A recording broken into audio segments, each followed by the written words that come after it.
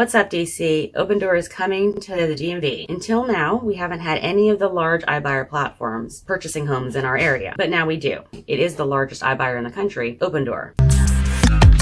So what Opendoor is the largest iBuyer program in the country. And that means that they buy homes online, click a few buttons and they'll get you your quote. I've done other videos about iBuyers, Zillow's program, who's not yet in DC, and Opendoor, who wasn't in DC until, as far as I can tell, about this week. So feel free to check out those for more detail. But basically, it's the biggest iBuyer program in the country. And what you do is you go online, click a couple buttons, and you'll get a quote from them. Now, the difference between selling on the traditional market versus online to any iBuyer, but specifically Opendoor, is they are an investor.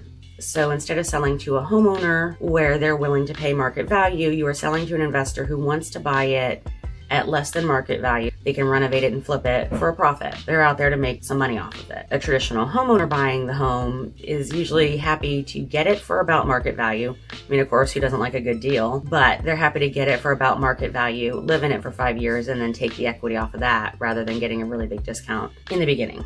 So usually what we see from an iBuyer or any investor option is about a 60 to 90% of market value offer, depending on the condition of the property and the neighborhood and the desirability that they foresee afterwards. So Opendoor started buying homes in markets that were a little less competitive and with a little more consistency between the types of homes. It's much easier to make a blanket offer on a home in a development that sprawls quite a bit in like the Southwest or Northern Midwest than it is to go to DC, where homes were often built in 1910, 1930, very few detached homes, some with parking, some without, some with garages, some without, just a lot of variety in DC and the nearby areas that were developed much longer ago, which makes it harder for companies like Opendoor to move in and start buying properties. They just don't have the comfort level that they'll have in an area that just is more consistent overall. But now they have. So Opendoor has come to Washington. A little bit about how they do it. They will make an offer,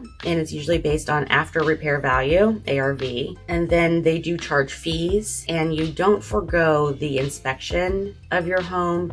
They will inspect and negotiate repairs. So although you would not be paying an agent and you don't have the time to sit on market because they may be able to close in 5 or 10 days, what you do have is large fees. Opendoor says on their website they can charge anywhere from 5 to 14%. So if we call that, let's say 10, you got the 10% charge from them plus the closing costs, as opposed to the traditional route where you're paying your agent and they split that with the buyer's agent. They usually charge around 5 to 6% for that. And then you have closing costs, 2 to 3%. So the fees total before repairs about 8 or 9%.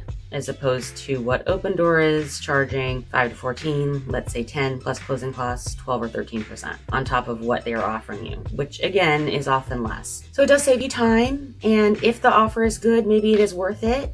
Really great ways to figure all that out. I'm actually certified with our EXP Express Offers program, which is a really great way to get a couple of investor iBuyer style options from a realtor while they at the same time tell you what it would cost on the open market route when you're ready to make a decision about your home sale. Next time, I plan on going in detail through the offer that I got for my client with Opendoor, our express offers, investors, and the traditional open market route to see how they line up. And it's just an example, but that'll help you figure out how to make a decision as well if you're now thinking about going with the Opendoor route. Feel free to reach out if you would like me to help you compare what your home would go for on the open market versus through Opendoor and our express offers program. I'd be happy to do that. I also have a link below where you can go ahead and reach out to find out what your home is actually worth on the open market. If you found this video useful, please do share it with a friend, like, comment, and subscribe to my channel. That's